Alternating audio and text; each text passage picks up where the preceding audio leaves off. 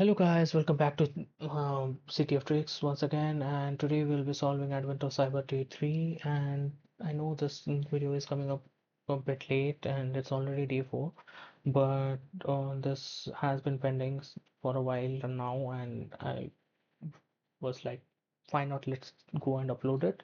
So this day 3 challenge would be about Splunk.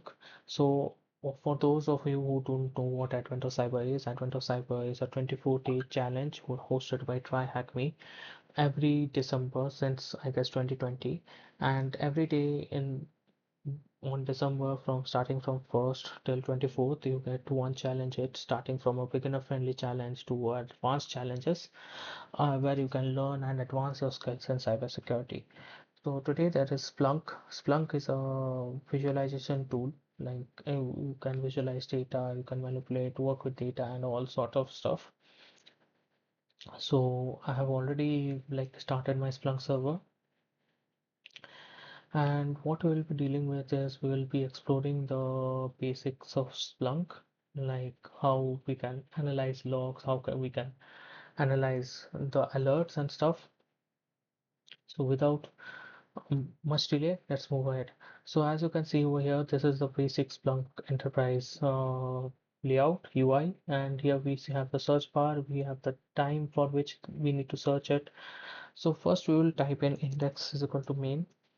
Index is equal to main, say it tells that show me whatever, like based on your like data sources, show me everything. So let's expand the time. Let's do all time. So now you can see we have a lot of data over here that is coming up. And if we move ahead, well, let's solve the challenges bit by bit. We have client IPs, all this on 198.51.155, all client IPs. We have user agents, like all the agents that are trying to access the um, servers, like logs, and we have a lot of other data as well, like for example, we have the path, like which path is being accessed by the web server and all those stuff. So if we go ahead, what is the attack IP found attacking and compromising the web server? If we go to this client IP, we see the first IP as 198.51.155, and just click on it. So it will add the client IP to here. And what you can see is like it's trying to access all sorts of malicious things like for example the .git config, the and trying to download the file etc password. Etc password is where the passwords for the user accounts are stored, and all sorts of other malicious stuff. So this would be the IP address, like 198.51.100.55. Once we type it in, it works. So which day was the peak traffic in the logs? So what we can do is we can sort it by timestamp. So I'll give a pipe symbol. So pipe symbols over here work just like it works in Linux. So we pass the like output from the previous command into the as an input for the next command. So the output for this query, this index main client IP, this will go into this time chart. So one more thing, we have the source types over here. So if you want, this IP thing will only be, I guess, present in this web traffic. So it's really recommended to specify the source traffic as well. And then let's do that time chart sort by,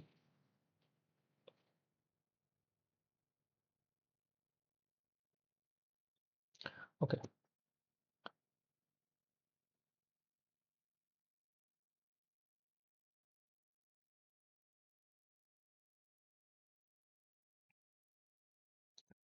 And Oh, sorry. So we want on which day, right? So we will use span. Span is equal to 1 day. So span is tells how to group the data.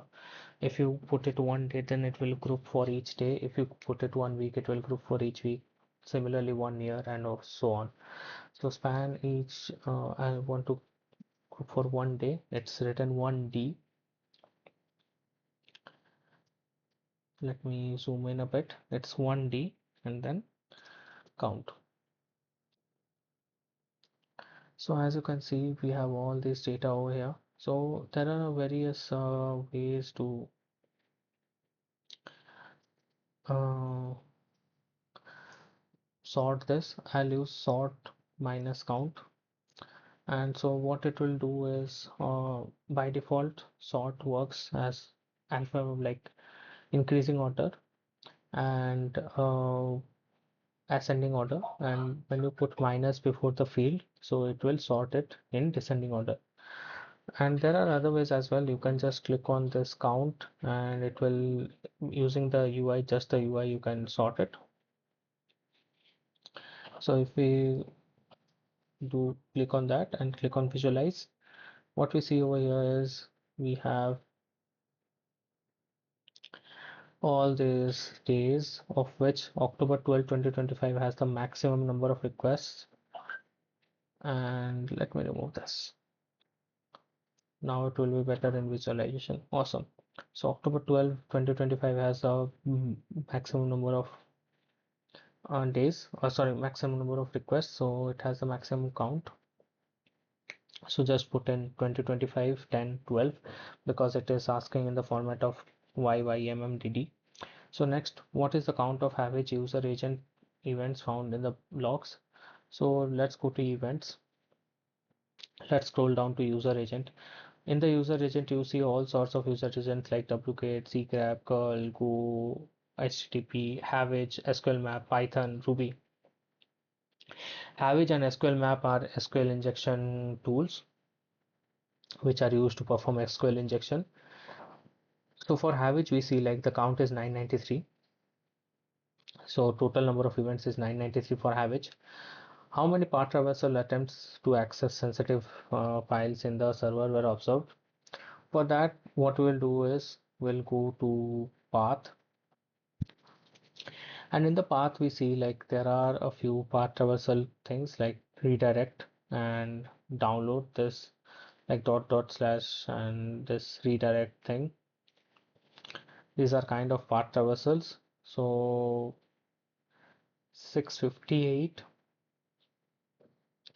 is the, like 658 is the number of path traversal attempts, and yeah, voila. So 658 is the number of path traversal. Sorry, redirect is redirection. So sorry for that if I included it in while speaking. Dot slash, like path traversal is using like from a specific file using Linux commands to actually traverse path. So we, what we do is we do dot slash and stuff like that to actually try to access important information. Now is examine the firewall logs. How many bytes are transferred to C2 server IP to compromised web server? So what we do is, till now we were using the web traffic. So now let's remove that. I'll go to index main and I'll select the source type from here as firewall logs. And we know that like our compromised server is 10.10.15, like the CC2. CC2 is command and control, like C2 is command and control. And let's type source IP is 10.10.15. Destination, like destination, it's not called destination over here, it's called client IP. And for client IP, we will put the our attacker client IP, that is 198.5100 something something. So client, is there a client IP over here? I don't think so. There is a destination IP though. Yes, there is a destination IP. Sorry for that. So, oh, is there a source IP? Yes, there is. Okay, there is just one source IP. There is one destination. There is this attacker destination IP. So all these queries you can like manually type over here, as well as however I'm doing is I'm just clicking it. Splunk automatically fills the specific queries, and to actually sort by those specific values. So you can do it this way as well. This is much easier in certain cases. And then what was the ask? How many bytes were transferred into C2 server IP compromised web server? So what we will do is stats sum byte transferred,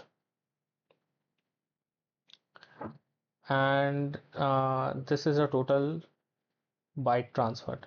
So how I got to know that there is a byte transferred field? It's mentioned over here. So in Splunk, as I showed, Splunk, we have all these fields in various databases like the CSV files.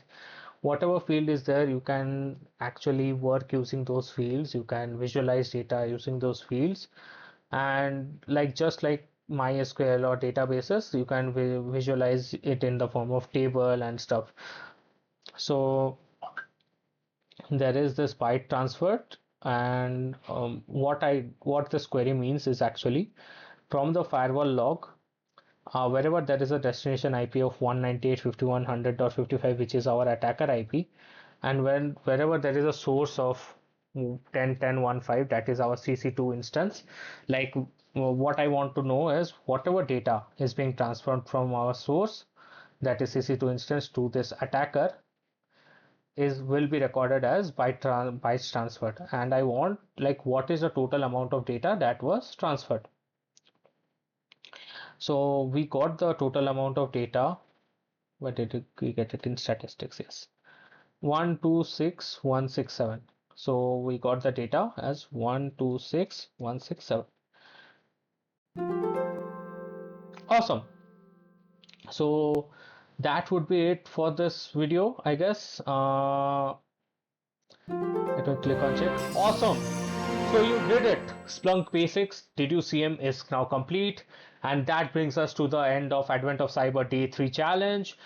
And hope you liked this video. And if you liked it, please click like on this video and subscribe to this channel, because we will be bringing continuous new content for cybersecurity. And there is another channel, that is CTF Digital, where we'll be building much more than just CTFs.